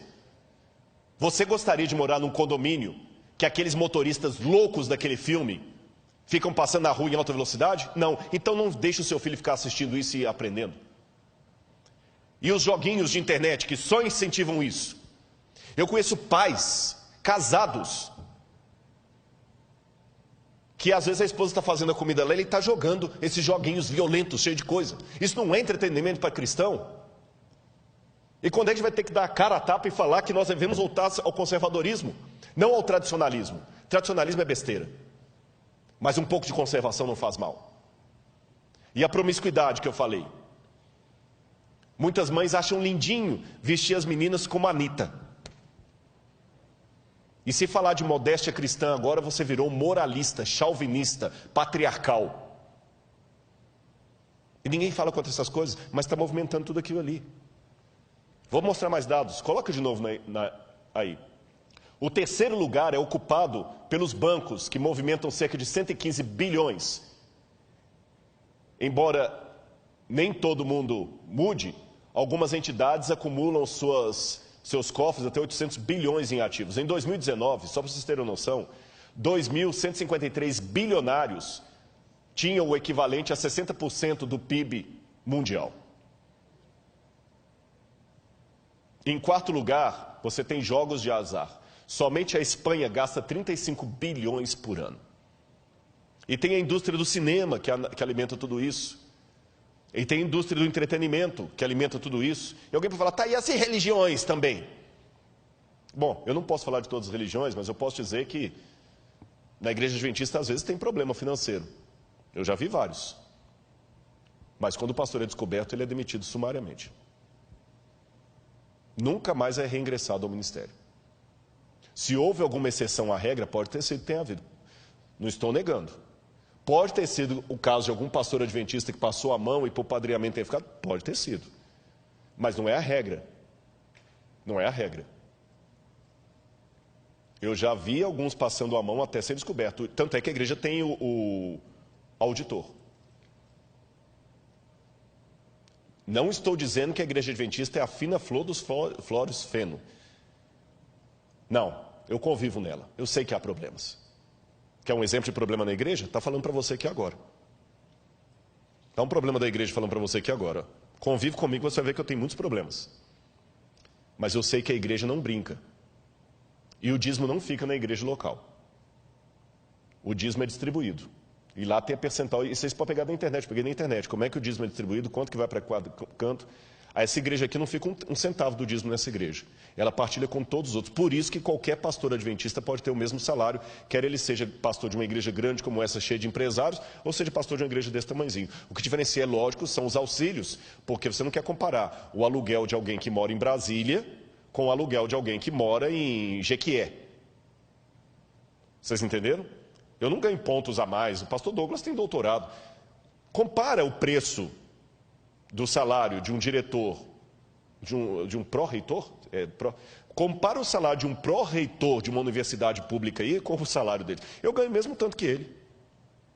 Ele não é meu chefe diretamente, mas indiretamente é, porque no guarda-chuva eu sou professor, ele é diretor, mas o meu salário é o mesmo do meu chefe, que tem o mesmo cargo que ele. O meu salário é o mesmo do reitor dessa escola. O meu salário é o mesmo do pastor Toninho, que é o diretor da Novo Tempo. Que se fosse um executivo, estaria ganhando aí pelo menos uns 35. Uma vez eu perguntei para uma empresária, se ele fosse... 35 mil é o que ele ganharia para começar. E ele não aceitaria. E pode ter certeza, o salário de um pastor está bem longe disso. Então, há problemas financeiros na igreja adventista? Há. Até serem descobertos. Que a hora que é descoberto, o camarada... Entenderam? E eu sou dizimista. Eu posso falar porque eu devolvo meu dízimo. Devolvo meu dízimo e mais ainda, eu tenho a felicidade de dizer que alguns soldos que eu tenho, vai tudo para o NASP, não fica nada no meu bolso. Porque eu assino todos os anos uma declaração de interesse de conflito, e quando, por exemplo, eu dou consultoria para um canal de TV, para um documentário, para uma coisa, o que pago não vem para o meu bolso. Eu já assinei e é de bom grado, e falo perante todo mundo para ouvir. Eu recebo alguma coisa que vem de outras fontes e não vem para o meu bolso, vai tudo para o NASP. O NASP está fazendo uma poupançazinha, a gente construiu um museu de arqueologia. Eu vivo exclusivamente do salário de professor. Tá bem? E mesmo que houver problemas, eu não sei nadar, mas eu aprendi uma coisa, se alguém estiver afogando, não pule, seriam 2 mortos ao invés de 1. Se o outro rouba e você, por causa disso, também não devolve o que pertence a Deus, são 2 ladrões que Deus vai cobrar. O que não usou bem os dízimos e você que não devolveu. Agora, a sociedade está entrando ralo abaixo. E se a gente economizasse um pouco em pornografia, jogos de azar e outras coisas mais, e desperdício de comida, nós teríamos dinheiro para saciar a fome no mundo, porque só de desperdício de comida são 750 bilhões de dólares todo ano. É por isso que temos aqueles contrastes. E não venha falar que eu estou com gordofobia, que agora tudo você tem que tomar cuidado. Estou apenas mostrando o contraste de uns passando fome e outros. Agora consideremos mais alguns textos para eu terminar. Ellen White de novo. O tempo de graça não durará muito mais. Deus está retirando da terra sua mão refreadora. Por longo tempo ele tem falado a homens e mulheres mediante a atuação de seu espírito, mas eles não têm atendido ao seu apelo. Agora está falando ao seu povo por meio de seus juízos. Será que o Covid já não é uma demonstração dos juízos de Deus? Por que a gente tem medo de falar isso? Por que eu acredito que o fogo que caiu em Sodoma e Gomorra é fogo de Deus? Por que eu acredito que as pragas que caíram no Egito é praga de Deus? Por que o Covid... Não fale, por quê? Rodrigo, mas você está me ofendendo, porque o meu pai morreu de Covid. Não estou. Sabe por quê? Eu dei o exemplo ontem aqui. Babilônia não veio por acidente de história. Foi Deus que mandou a Babilônia como um juízo sobre Israel. E Daniel, sendo fiel a Deus com seus companheiros, foi parar onde como escravo? Na Babilônia. Então, até que o fechamento da porta da graça aconteça, pessoas fiéis a Deus acabam sendo atingidos pelo juízo de Deus. A única diferença é o seguinte: se Deus permite que um filho e uma filha dele fiel sofra as consequências do seu juízo antes do fechamento da porta da graça, é para que aquilo sirva de testemunho para outros, da mesma maneira que ele permite o martírio de pessoas que morrem por sua fé. Então, se o seu pai, se a sua mãe é uma pessoa fiel a Deus, e Deus não impediu que ele morresse de Covid, leia da seguinte maneira: Deus não impediu que o seu pai morresse de Covid, como também não impediu que o apóstolo Paulo morresse degolado, mesmo sendo tão fiel a Deus. Deus permitiu que o seu pai morresse por causa desse vírus que veio da China, como permitiu que Daniel fosse para a Babilônia.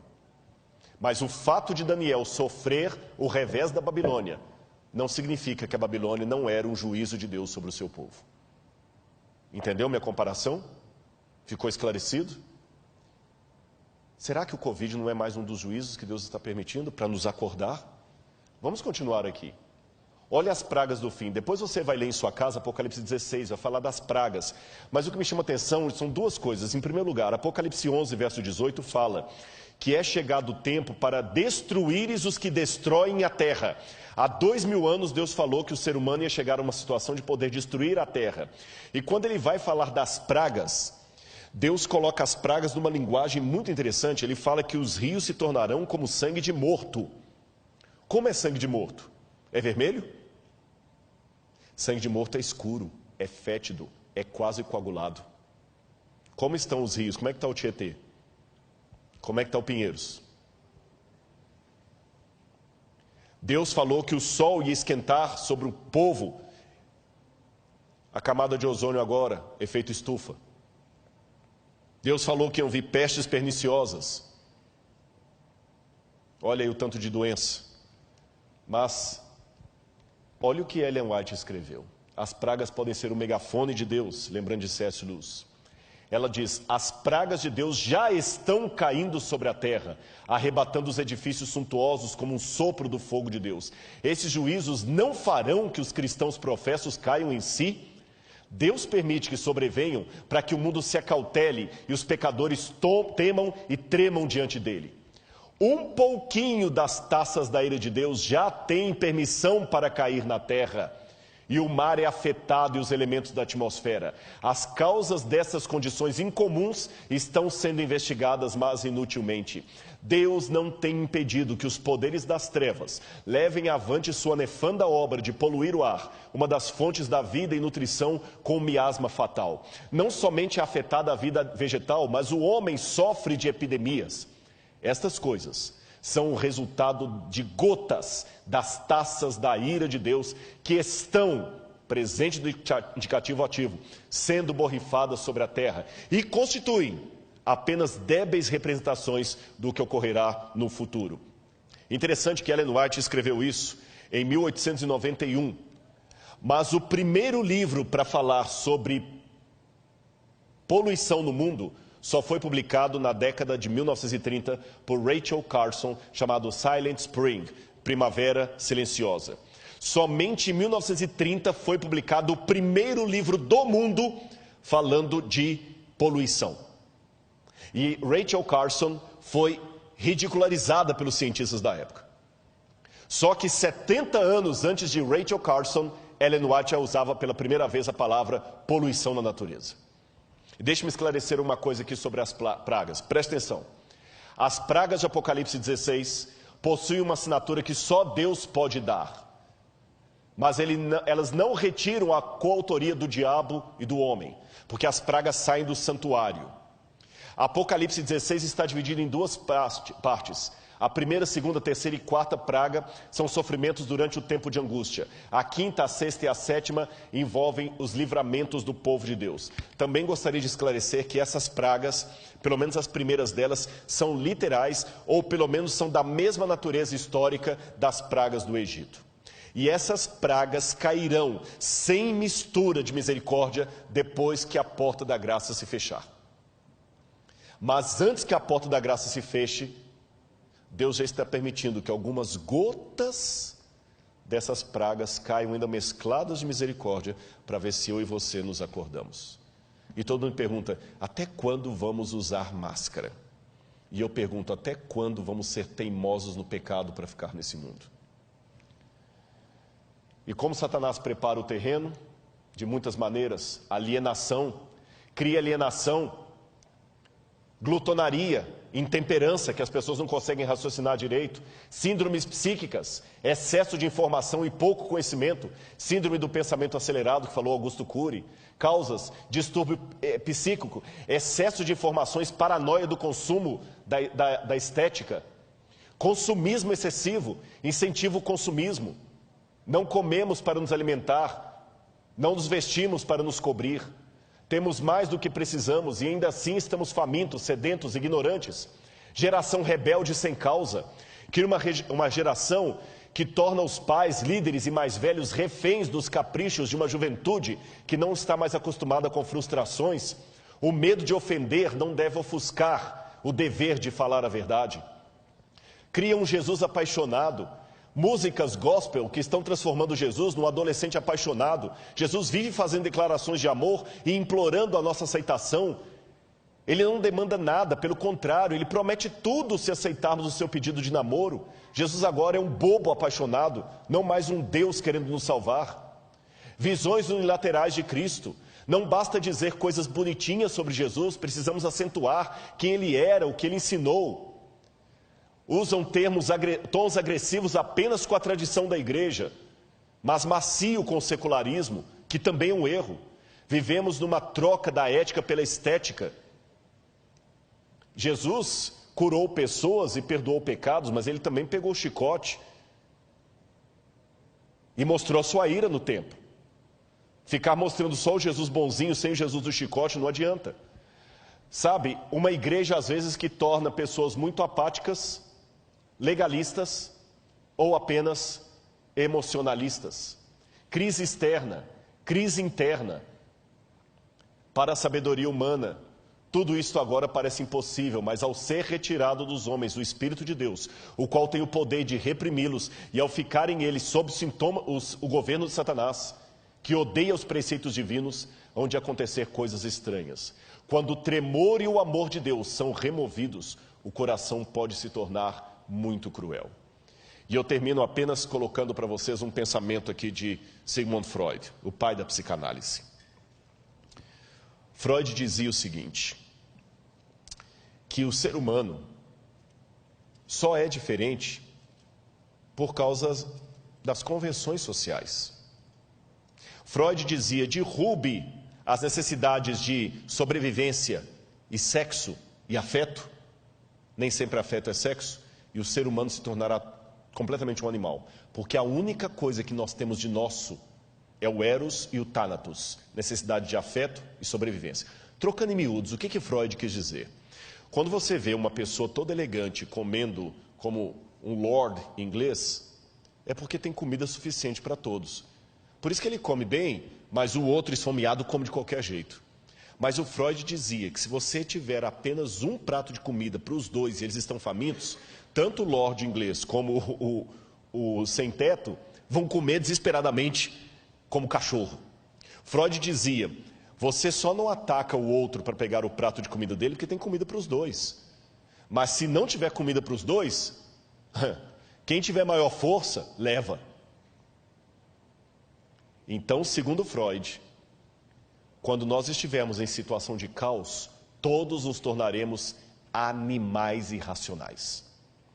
Porém, um ex-discípulo de Freud, chamado Viktor Frankl, que foi prisioneiro de Dachau e de Auschwitz por ser judeu, quando ele sobreviveu ao campo de concentração nazista, Viktor Frankl fundou a terceira escola de psicanálise de Viena, e ele discordou de Freud. Ele disse, o que Freud teorizou sentado nas poltronas de veludo vitorianas, eu vi na prática, porque no campo de concentração tiraram de nós o respeito, tiraram de nós a comida, a proteção, tiraram tudo. E quando tiraram toda a dignidade humana que estava em nós, alguns companheiros judeus cumpriram exatamente o que a teoria de Freud sinalizou, se tornaram animais. Porque eu vi judeus se prostituindo porque estavam excitados uns com os outros. Eu vi um judeu se prostituindo para ganhar um pouco mais de sopa no café da manhã. Eu vi um judeu matando o outro para roubar as botas dele. Realmente se tornaram animais. Por outro lado, eu vi heroísmo de onde não se esperava. Eu vi alguns se tornando mártires. Eu vi judeu trocando de lugar com judeu para ser fuzilado no lugar de alguém que era mais velho. Eu vi alguém que estava com fome dar o seu prato de comida para o outro porque ele estava mais debilitado. eu vi alguns tirando energia, força e solidariedade de onde menos se esperava. Então, o que eu concluo, discordando de Freud, dizia Viktor Frankl, é que diferente do que ele teorizou, na hora da crise, é que as máscaras caem. Aí que o verdadeiro caráter vem à tona. Na hora da crise, alguns se transformam em porcos, mas outros se transformam em santos. Quando o fechamento da porta da graça ocorrer, ou até um pouco antes, que eu acho que o Espírito Santo não vai sair da terra assim de maneira estanque, ele vai começar a sair aos poucos. Que o mundo estiver completamente enlouquecido, louco, varrido. Eles não vão estar tão unidos assim, porque o Apocalipse fala que os 10 chifres vão se unir com a mulher, mas vão odiar a mulher. Então o Irã vai continuar odiando os Estados Unidos, a China vai continuar odiando a França e assim por diante. Os de esquerda vão continuar odiando os de direita, os ateus vão continuar sendo ateus. Mas assim como todos obrigatoriamente se uniram em torno do Covid, eles vão se unir em torno do anticristo, nem que seja provisoriamente. E quando, como diz o catecismo, como disse Billy Graham, como disse o Didarré, como disse Ellen White, quando o diabo fizer parecer que Cristo veio, meu Pai, que Deus nos proteja da loucura coletiva desse mundo. Porque muitos se transformarão em porcos, mas outros se tornarão santos. Qual dos dois papéis você desempenhará? Fique ao lado de Jesus. Eu quero convidar o dueto para cantar a música final. E durante a música eu vou pedir para eles colocarem o QR Code. Se você sentir no seu coração desejo de estudar mais a Bíblia, conhecer mais isto, entre em contato através do QR Code. Aceite esse apelo, aceite a Jesus. Materialize isso através do QR Code. Mas Rodrigo, peraí, eu sei que você ficou até agora, o tempo está estourado, mas você só falou de desgraça, tragédia. Onde é que está o bem de tudo isso? Quando a gente está com quem você ama, você não tem medo. Uma vez um pai perdeu a esposa num grave acidente. E ele chegou em casa, e ele não quis ir para casa de ninguém, e depois do velório, ele estava na sala, tudo escuro, ele chorando, Deus, o que vai ser da minha vida, como é que eu vou criar minha filha? Daqui a pouquinho, ele só viu um chorinho, papai, vem cá, papai está aqui. E os passinhos vindo no corredor assim, com medo, estou com medo, vem cá, papai está aqui. Estou com medo, papai está aqui. Ela foi para o colo dele, e ela falou assim, papai, a mamãe não vai voltar, né? Não. Eu estou com tanto medo, papai. Eu tenho medo do escuro. Sim, mas papai está aqui. O senhor está aqui. Não precisa acender a luz. Eu estou com saudade da mamãe. Eu estou com medo do escuro. Mas eu sei que o senhor está aqui em casa. Então eu vou dormir tranquila. Eu vou contar para você uma coisa. Quando ele colocou a filhinha de volta na cama, ele virou para Deus e fez a mesma oração. Pai, estou com medo, está escuro, eu não posso ver o seu rosto, mas eu sei que o Senhor está aqui. E é essa oração que depois da música eu vou querer fazer com você. Eu estou com medo. Estou com medo. Não pense que é fácil falar as coisas que eu tenho falado aqui. Eu tenho medo de um monte de coisa. Tenho medo da lacração. Tenho medo de não entenderem. Tenho medo de perder quem eu amo. E para piorar, eu não consigo ver o rosto de Deus. Mas Ele fala ao meu coração, filho, eu estou com você. Ele fala através das pessoas que vêm me dar testemunho. Rodrigo, obrigado, sua mensagem serviu para mim. Então, eu posso virar para ele e falar, Senhor, está escuro nesse mundo, eu não posso ver o teu rosto, e estou com medo, mas eu sei que o Senhor está comigo. Se for preciso, eu vou enfrentar o tempo de angústia. E quero ter você comigo. Confia em Deus. Confia em Deus.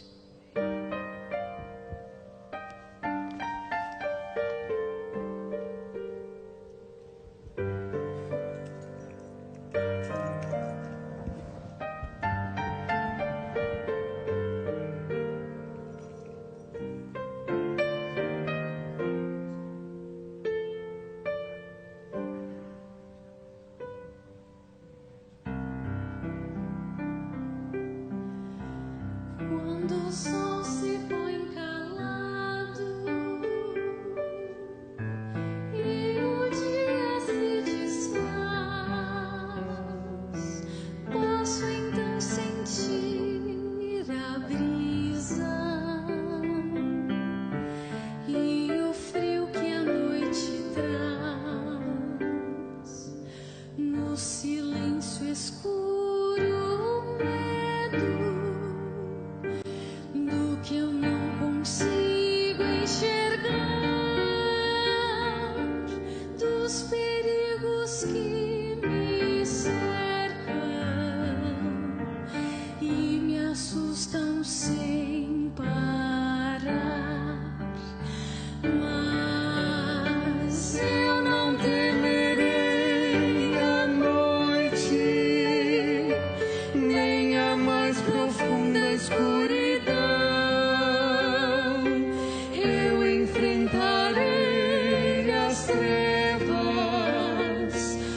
Sozinho nunca estarei.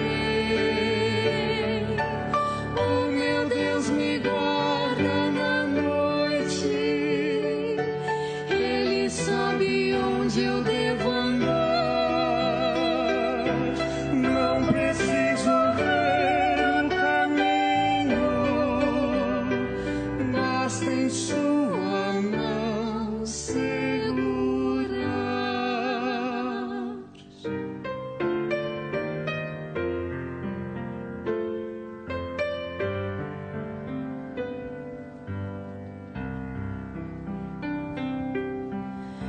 Quando o brilho dos meus olhos vai perdendo a sua luz, quando perco a esperança e me esqueço de Jesus, tudo que me resta é angústia. Novamente em trevas estou, eu me sinto tão sozinho, é que a noite em mim chegou. Mas eu não temerei a noite, nem a mais profunda escuridão. Eu enfrentarei as trevas, pois sozinho nunca estarei. Oh, meu Deus, me guarda na noite. Ele sabe onde eu devo andar. Não preciso ver o caminho, basta em sua mão segurar.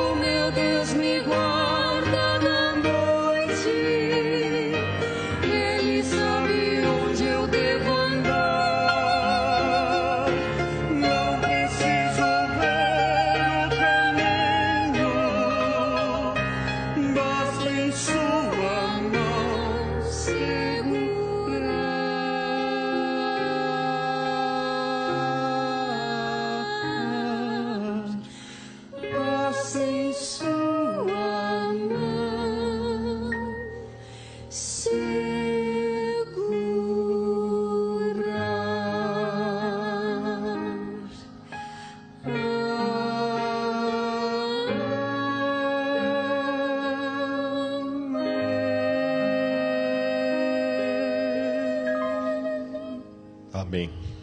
Eu vi muitas coisas estranhas aqui essa noite. Eu cometi um erro de homilética terrível aqui. Em toda a minha vida, eu já prego na igreja desde 1984, eu nunca fiz um sermão de 1h50. Isso é um suicídio homilético. Mas eu não vou pedir desculpas. Deus mandou que eu falasse. E você viu o hino que Ele mandou para você e para mim? Eu também sou muito cético em acreditar em coincidências, porque, embora eu não seja matemático, conheço o suficiente de estatística para saber que a possibilidade matemática de algo acontecer por mera casualidade ou coincidência é remota. E eu não combinei essa música com eles. E quando eles começaram a cantar, me deu um arrepio, que eu falei com o pastor Gilson: olha a música, eu não combinei com ele. Ele falou: não, mas eles mudaram a música. Eu falei: eles podem ter mudado a música, mas a história que eu contei do pai e da criança, eles já estavam aqui atrás. Não deu tempo de, enquanto eu estava contando a história, eles podem até ter mudado a música, mas eles a mudaram antes de eu começar a contar a história, que é justamente aquilo. Então, obrigado, Senhor, porque o Senhor deu essa música para mim. Eu vim para cá hoje com o coração um pouco aflito. Vim, porque eu sei que eu joguei pesado ontem. Eu sei que vai ir a retaliação. Mas Deus foi tão bom que no meio do caminho eu recebi uma mensagem de um ex-aluno que está num outro país. Ele ligou: professor, nossa, que bom, ele nem sabia o que estava fazendo essa moderação aqui. Eu queria só te pedir duas coisas. Hoje faz 10 anos e eu prometi na minha vida que um dia você teve uma conversa comigo no seminário tão importante que deu meu rumo de vida. Eu estava perdido. E aquela conversa foi tão boa, pastor, que hoje eu sou fruto daquela conversa. E eu prometi a Deus que a cada 10 anos eu ia te ligar para agradecer. E quero te pedir licença para pregar um sermão que você fez sobre o juízo final, porque eu vou traduzir aqui para o outro idioma e vou pregar. Meu amigo, a verdade não tem copyright. E eu pensei: Deus mandou ele, o mimo de Deus, vai, você está bem. E agora Ele me dá esse fechamento e essa música. Simbolicamente eu vou estender minha mão para você. Se você aceitar, nós dois, juntos com a mão de Cristo, vamos passar por essa tempestade. Tá bem? Eu pego na sua mão e nós pegamos na mão de Cristo. Se alguém está afastado da igreja, se alguém está duvidando, se alguém está afastado dos caminhos de Deus, segura agora na minha mão, firme, e ore comigo nesse momento. Se você aguentou 1h50 de sermão, você pode aguentar essa oração. É porque Deus fez você ficar. Segura agora, firme. E os que estão aqui, vamos ficar em pé.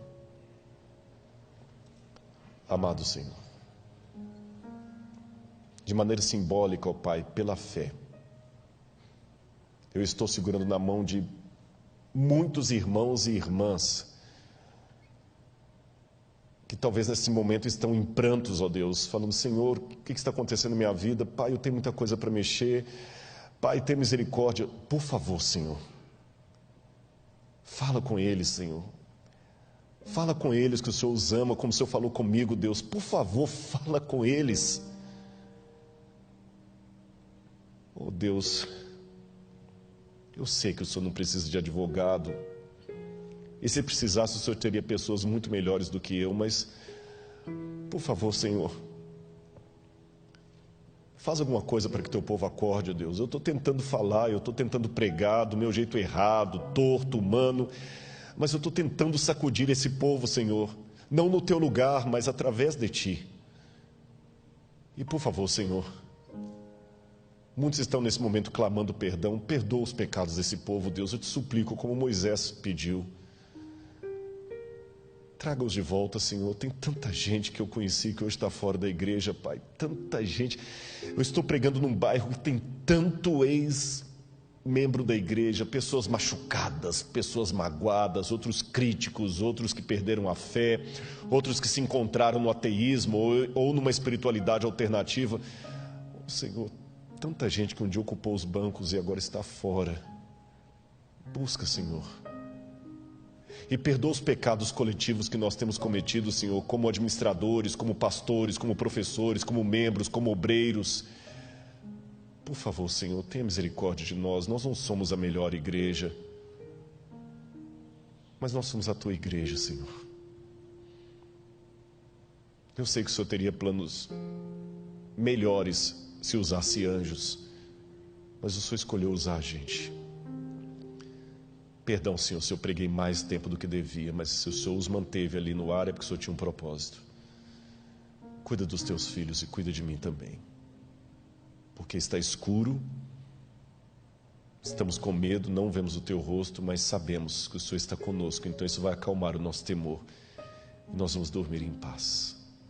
Manda um anjo, Senhor, agora, carinhar o rosto de cada um que está em oração comigo, que ele sinta a brisa do Espírito, como se fosse a mão de um anjo carinhando o rosto dele, dizendo: você é amado de Deus. Em nome de Jesus, amém. Amanhã eu estarei aqui pela manhã, terminando essa semana com o tema A Ira de Deus, a ira do Cordeiro. Eu gostaria que você participasse conosco ainda que de maneira virtual. E um pedido também do pastor da igreja. A igreja está com uma meta de atingir 100 mil inscritos no canal da igreja, que é uma coisa do bem, e falta poucos milhares. Eu acho que com tantos que estão nos assistindo aqui, 6 mil já resolve. Na verdade, vamos ter muito mais do que isso. Se inscreva no canal, você terá bons alimentos espirituais para a sua vida e sua alma. Que Deus o abençoe.